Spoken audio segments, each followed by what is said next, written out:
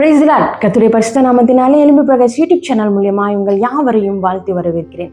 ஆதியாகமம் 2:24, இது நிமித்தம் புருஷன் தன் தகப்பனையும் தன் தாயையும் விட்டு தன் மனைவியோடு இசைந்திருப்பான், அவர்கள் ஒரே மாம்சமாயிருப்பார்கள். பெண்களுடைய வாழ்க்கையில பார்க்கும் பொழுது இது நடக்கிற ஒரு காரியம் தான். எப்பவுமே பெண்கள் திருமணம் ஆனதுக்கப்புறம் பெண்கள் தன்னுடைய தாய் வீட்டை விட்டு தன் கணவனோடு வாழ்கிற ஒரு வாழ்க்கைக்கு அவங்க போவாங்க. அதாவது கணவன் எங்க இருக்கிறாங்களோ அந்த வீட்டில் போய் அவங்க ஒரு வாழ்க்கையை புதிதாய் ஆரம்பிப்பாங்க. இது எல்லாருக்குமே எல்லா பெண்களுடைய வாழ்க்கையிலும் நடக்கிற ஒரு விஷயம்தான். ஆனா ஆண்டவர் சொல்றாரு, புருஷனுக்கு சொல்றாரு, ஆதாம்கிட்ட சொல்றாரு, இது நிமித்தம் புருஷன் தன் தகப்பனையும் தன் தாயையும் விட்டு. ஏன் இந்த வார்த்தையை ஆண்டவர் கணவன்மாருக்கு சொல்றாங்க அப்படின்னு பார்த்தீங்கன்னா, பெண்கள் விட்டு வந்தவங்க தான். ஆனா இந்த குடும்ப வாழ்க்கையில பார்த்தீங்கன்னா கணவனுக்கும் இந்த ஒரு காரியத்தை ஆண்டவர் சொல்றாரு, தாயையும் தகப்பனையும் விட்டு. அப்படின்னா ஒரு வட்டத்துக்குள்ளார தகப்பன், தாய், பிள்ளை இப்படி வளர்ந்துருப்பாங்க. அப்போ இதுல இருந்து ஆண்டவர் வெளியில கொண்டு வராரு. கணவன் அப்படின்ற ஒரு போஸ்டிங், மனைவி அப்படின்ற ஒரு போஸ்டிங் வராரு. போஸ்டிங்ல ஆண்டவர் கொண்டு நிறுத்தும் பொழுதுதான் ஆண்டவர் இந்த வார்த்தை சொல்றாரு, தகப்பனையும் தாயும் விட்டு.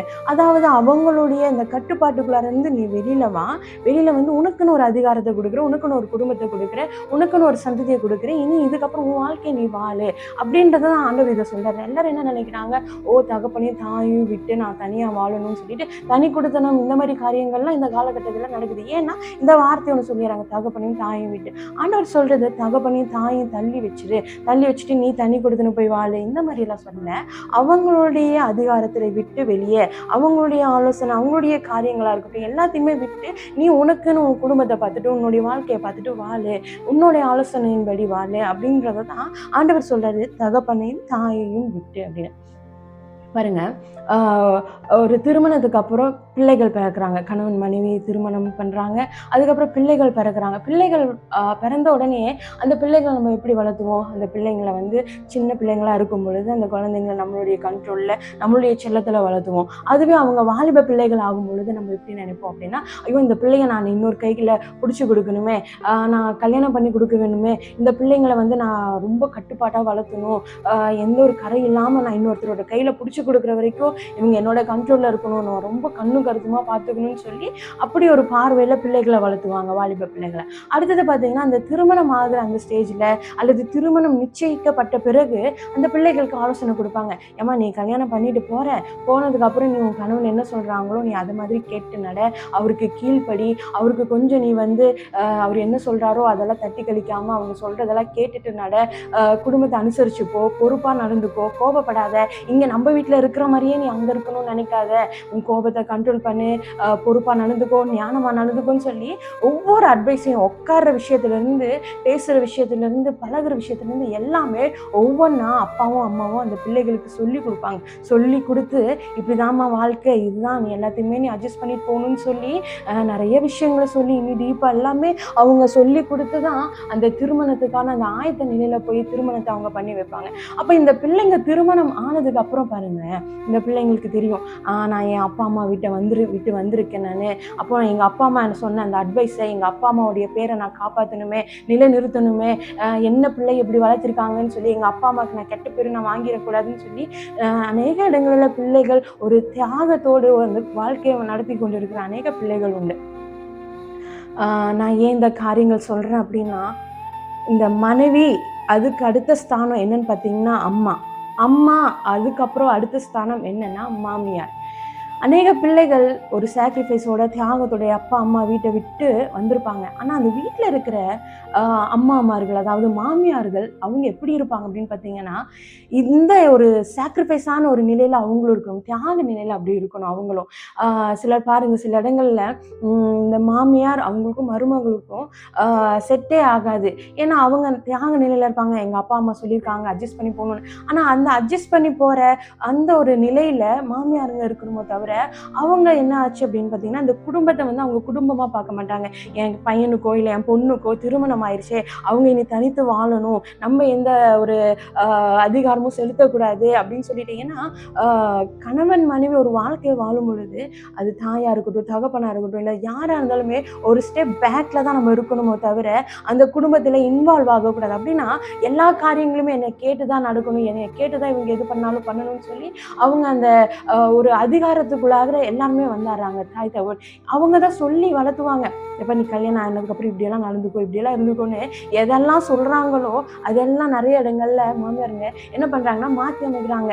எப்படின்னு பாத்தீங்கன்னா நீ கல்யாணம் ஆனதுக்கப்புறம் நீ மாறிட்ட, நீ என் பேச்சை நீ கேட்கறதே இல்லை, என் பேச்சை நீ மதிக்கிறதே இல்லை, உன் கணவன் பேச்சை தான் நீ கேட்கிற, உன் புருஷன் பேச்சை தான் கேட்கிறேன்னு சொல்லி அநேக இடங்கள்ல இந்த அம்மா மாருங்களே ஆப்போசிட்டா மாறிடுறாங்க. இவங்க தான் சொல்லி அனுப்புவாங்க, நீ உன் கணவனுக்கு கீழ்ப்படிஞ்சு போமா, கீழ்ப்படிஞ்சு நடந்துக்கோன்னு. ஆனா அப்படிப்பட்ட அம்மா மாறுகள் மாமியார் மாறுகளே என் பேச்சு நீ கேட்கறது இல்லை, உன்னோட வீட்டுக்கார் பேச்சை தான் நீ கேட்கிற, உன்னுடைய மனைவி பேச்சை தான் நீ கேட்கறன்னு சொல்லி இதுவே ஒரு பூகம்பமா வெடிக்குது.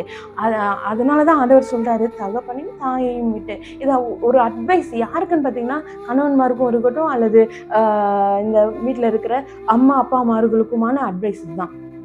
ஒரு குடும்பம், கணவன் மனைவி பிள்ளைகள் அவங்க ஒரு வாழ்க்கை வாழ்ந்துட்டு இருக்காங்கன்னா பேரண்ட்ஸ் அவங்கள கண்காணிக்கலாம், நீங்க ஆலோசனை பண்ணலாம், ஆனா அதிகாரம் எடுக்க முடியாது.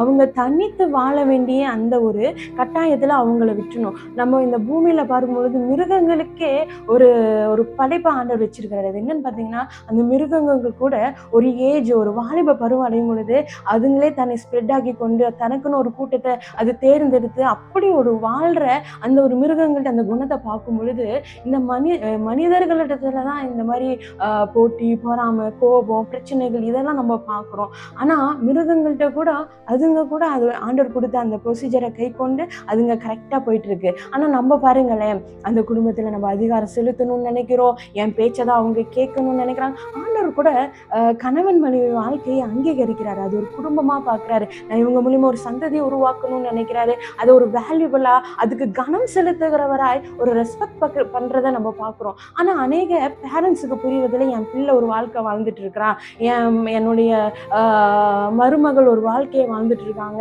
நான் இந்த வாழ்க்கையில நான் இன்வால்வ் ஆகக்கூடாது அப்படின்ட்டுன்னு பேரண்ட்ஸுக்கு ஒரு தெளிவு வரணும். எல்லாமே என்னைய தான் கேட்கணும், அந்த குடும்பத்தை நான் தான் கண்ட்ரோல் பண்ணணும்னு சொல்லி அநேக இடங்கள்ல கண்ட்ரோல் பண்ணிட்டு இருக்காங்க. இன்னும் சில இடங்கள்ல பாருங்க, பெண்கள் நல்ல ஒரு வசதியான ஒரு குடும்பத்துல பெண் எடுத்திருப்பாங்க அந்த பையனுக்கு. அந்த பையன் ஒரு ஏழ்மையான ஒரு பையனா இருக்கலாம். இந்த வாழ்க்கையில பார்க்கும் பொழுது அந்த பெண்ணோட பேரண்ட்ஸ் நல்ல வசதியா, பொருளாதாரத்துல வசதியா இருக்கிறதுனால அவங்க தான் கண்ட்ரோல் பண்ணணும்னு நினைப்பாங்க. ஏதா இருந்தாலும் நீ எங்கிட்ட தான் கேட்டு பண்ணணும், நான் தான் பெர்மிஷன் கொடுக்கணும், நீ என்கிட்ட ஒரு வார்த்தை கேட்கணும்னு சொல்லி அவங்களுடைய லைஃப்ல எடுக்கிற தீர்மானங்களை கூட இந்த தாய் தகப்பன்கிட்ட கேட்டுதான் பண்ணணும் அப்படின்ற ஒரு கட்டுப்பாடெல்லாம் இந்த பூமியில அநேக இடங்கள்ல நடந்து கொண்டிருக்கு. ஆனா ஆண்டவர் சொல்றாரு, தகப்பனையும் தாயையும் விட்டு உன்னுடைய குடும்பம், உன்னுடைய வாழ்க்கைக்கான எந்த சொல்யூஷனுமே அது நீதான் எடுக்கணும்னு சொல்றே அந்த ஒரு உரிமையும் அதிகாரத்தையும் ஆண்டவர் கொடுத்திருக்கிறாரு. இது பாத்தீங்கன்னா சைல்டு மேரேஜுக்குலாம் நான் சொல்ல கிடையாது. இந்த சின்ன வயசுலயே சீக்கிரமா திருமணம் ஆயிட்டு ஒரு மெச்சூர்ட் இல்லாம இருக்கிறவங்களுக்கான ஆலோசனை கிடையாது. அவங்களுக்கு கண்டிப்பா ஆலோசனை தேவை. ஆனா ஒரு மெச்சூர்ட் ஆகி அம்மா அப்பாவுடைய பெர்மிஷனோட ஒரு நல்ல ஏஜ்ல, இந்த திருமணம் ஆக வேண்டிய ஏஜ்ல பண்ணினவங்களுக்காக நான் சொல்றேன். நானு மெச்சூர்டான ஏஜ்ல திருமணம் பண்ணியிருந்தா கண்டிப்பா எப்படி தன்னுடைய வாழ்க்கையை நடத்தணும், எப்படி பிள்ளைகளை நடத்தணும், அவங்க ஒரு மைண்ட் செட்டோட அந்த குடும்பத்தை போயிட்டு நடத்திட்டு இருப்பாங்க. ஆனா சம்மந்தமே இல்லாம மாமனாரோ மாமியாரோ இடையில ஏதாவது ஒரு ரூல்ஸை போட்டு அந்த பிரச்சனையாக்கி அதை பெருசாக்கி கணவன் மனைவிக்குள்ள ஒரு பிரச்சனையை கொண்டு அநேக குடும்பங்கள் இதனாலேயே பிரிஞ்சிருக்கு, டைவர்ஸ் வரைக்கும் போயிருக்கு.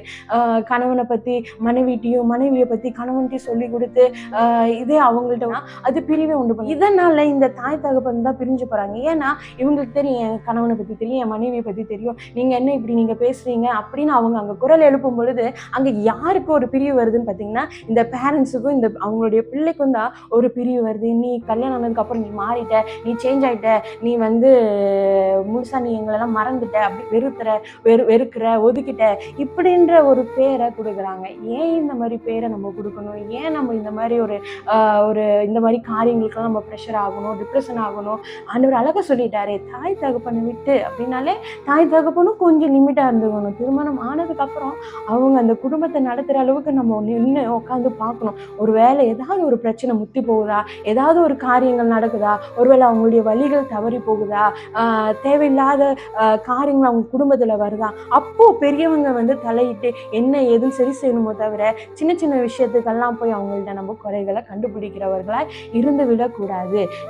நம்ம வேதத்துல பார்க்கும் பொழுது ஆபிரகாம் ஆபிரகாமுக்கு ஆண்டவர் சொல்றாரு, உன் தேசத்தையும் இனத்தையும் விட்டு நான் காண்பிக்கிற தேசத்துக்கு போன ஆண்டவர் சொல்றதை பார்க்கிறோமே. அப்போ தனித்து வாழ வைக்கணும்னு ஆபிரகாம் மேல ஆண்டவர் பிளானிங் வைக்கும் பொழுது, அதே தான் திருமணமான ஒவ்வொரு தேவனால் இணைக்கப்பட்ட ஒவ்வொரு அந்த கணவன் மனைவியுடைய வாழ்க்கையிலையும் தேவனுடைய திட்டத்தை அவர் நிறைவேற்றணும்னு நினைக்கிறாரு.